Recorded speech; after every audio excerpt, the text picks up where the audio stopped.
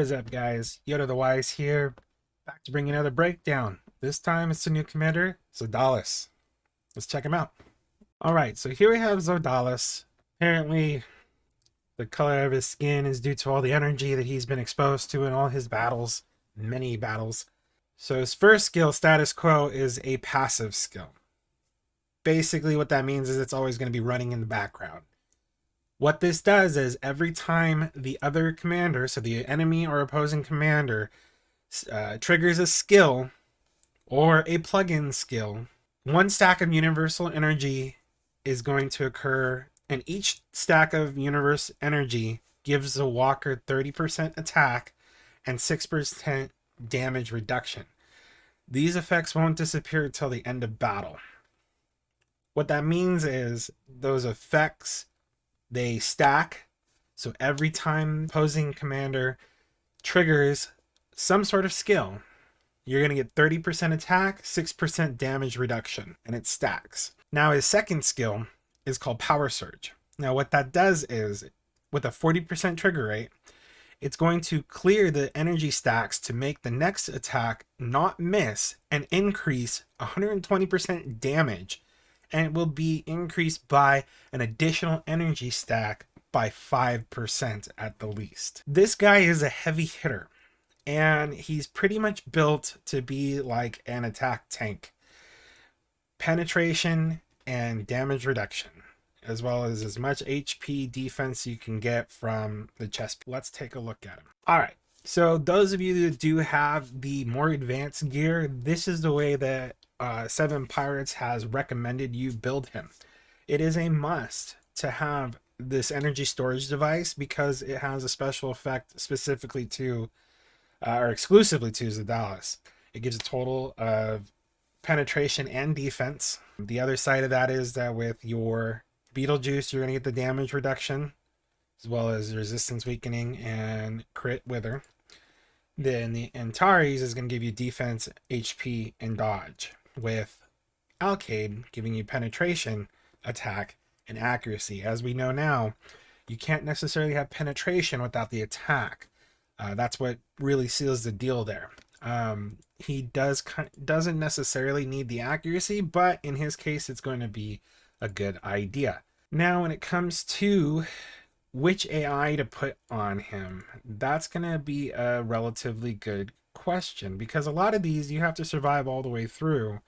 And in my opinion, AI 1 will probably be a good one. Longevity would probably be the best one if you're able to have him survive, just because that attack addition is going to be crucial. Otherwise, Pioneer seems to be the go-to whenever you're not quite sure, because it immediately puts attack damage on, and that's kind of what you need for him. But all in all, I'd say the AI one or the longevity will be the longevity will probably be the best one for it. If you don't have the advanced gear, it is recommended that you put on 2 Titans, Armor of the Tyrant, and the Fearless Pants. These ones are relatively easier to come by these days. Now, what's going to be a good plugin skill for this guy? All right. I've been in my simulations, I've gone between Mind's Eye and Feral Instinct. Now, the reason why I chose Mind's Eye, because it's a decent one, and you'll see in some of the replays that his Power Surge does stack onto Mind's Eye, which makes it horrendously more powerful too, and that one misses, or if it even misses. Another one that I've had some guildmates talking about is Blessing from Elf. So my recommendations here is going to be Mind's Eye, Blessing, or Feral Instinct. If you have the ability to get Feral Instinct or Blessing up there, you don't necessarily need Mind's Eye to be super level 30 to work, but on the other two, you definitely need to get these as close to 30 as you can for them to be most successful. So then we go on to what's the best form of troop is going to be good for him. I've ran a couple simulations using the Dreamwalker or Time Walkers here. Sorry. but these ones seem to be the best for him. You'll probably get away with on the same end, depending on how much HP, because you're not necessarily building an HP build. That's why the Void Walkers are probably not going to be the best for this one. Maybe Blue Hulk for this one, Hunk for this one.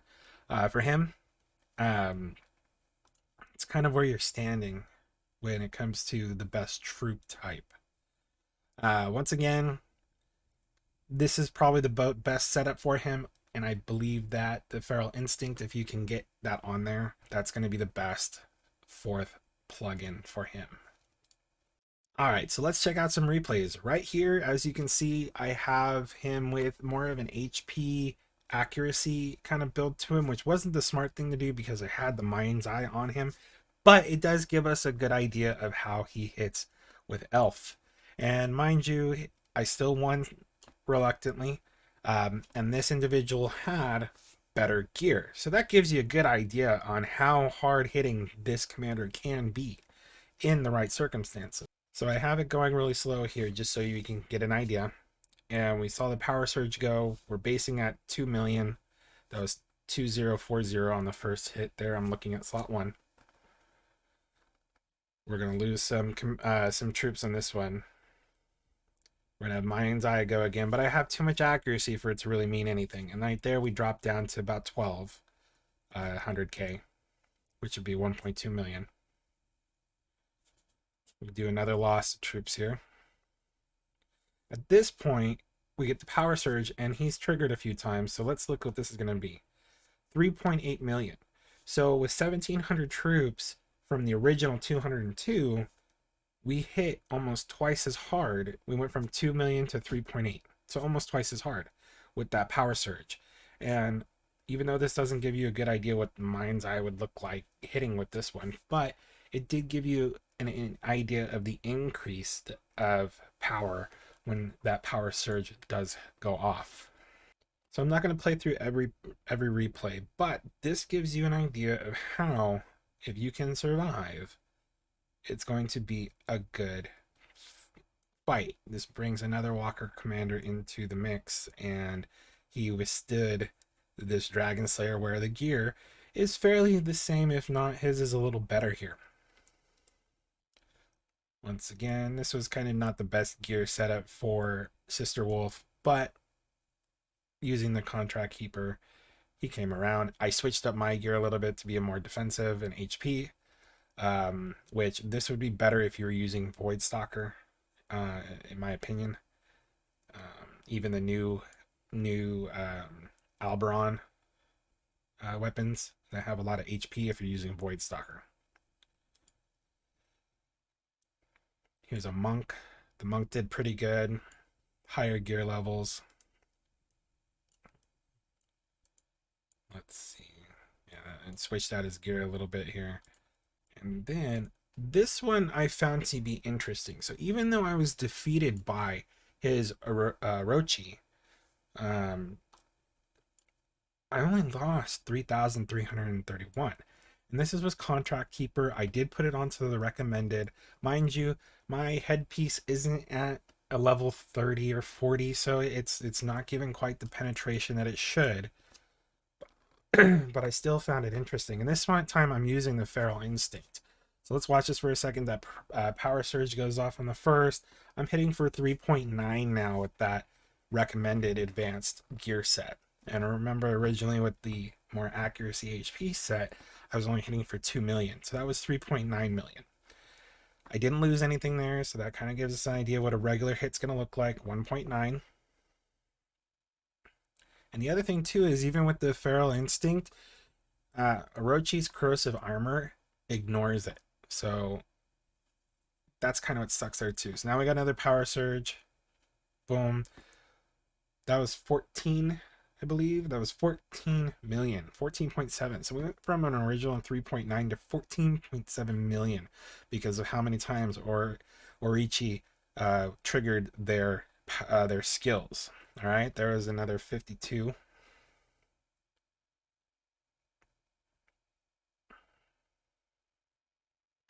And as you see, I'm absorbing a lot of this. And even though I really couldn't do much damage and he kept healing, it's just because his gear was very suited for Orochi and Orochi's skills. But at least there wasn't a lot of loss. Which in these days, it's all about how much loss you're going to have.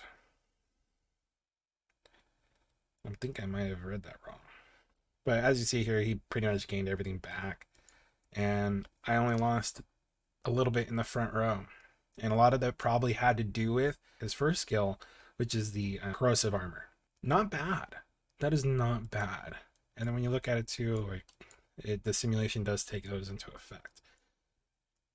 A lot used to use Ghillie. This is probably a Ghillie killer at this point. As you see, he tried a few times. He tried to switch up some gear. And even with Reinhardt. Now, the problem with Reinhardt is this was an interesting win. After I did the replay, I'm not going to replay it because these ones take forever to watch. And I believe it was because of the gear that he set up at this point. If a Reinhardt is built to just be an HP defensive damage reduction fortress, then it is very hard to blow through him. Unless you have some kind of skill that's going to ignore certain things. Especially with the Cyan Shuttle, which regenerates just much like the Time Walker does. And it's probably the only reason why I won this one. In fact, we'll watch it just because I did switch over to the Time Walker. It doesn't really make a difference that much in the beginning. And I'll speed this one up a little bit.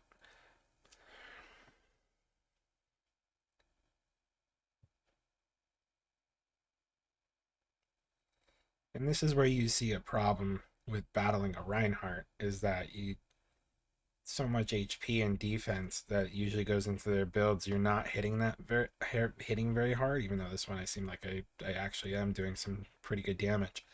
But those Cyan Shuttles, they have that auto generate factor into them, as well as the Time Walkers as well. They both have that. But nonetheless, his hyperspace armor is what's doing that damage to that back row, because it ignores the feral instinct as well, to where his attack isn't doing any damage to me. It's that hyperspace armor that's doing the damage, and that's the interesting fact in all this.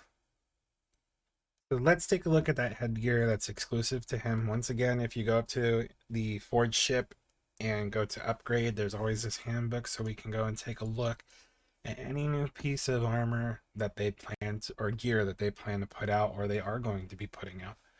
Usually they slip up, and sometimes they will put it here before actually announcing that they're going to have that gear. So this energy storage device is the one that's used for Zodilas. It says exclusively to him, when Zodilas is equipped with this, the skill Power Surge will keep 25% energy stacking after casting. What this means is when Power Surge goes, it eliminates all that energy that's been, that universal energy that's been built up. The Power Surge just eliminates it all into the attack. What this does is it holds on to 25% of that, so you keep your damage reduction buff. So you don't go from, and that's what it means by, in their description, it goes from powerful to weaker, or power to weak, or strong to weak.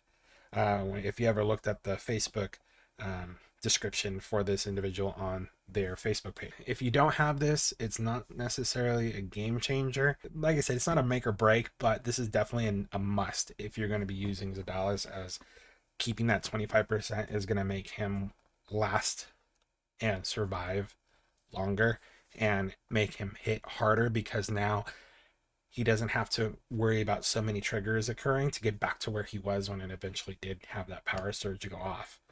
That about wraps it up for Zodilas. If you have any comments, put them down there in the comments. Let me know if you found something new that I didn't touch on when it comes to this commander. Let me know how you think of him, if you plan on using him, and if you are using him and you have some videos of you doing some terrible damage in a Cassitan or Galactic battle, send me a message. Let's see it. Let's look at it. Let's make something out of it. Until next time.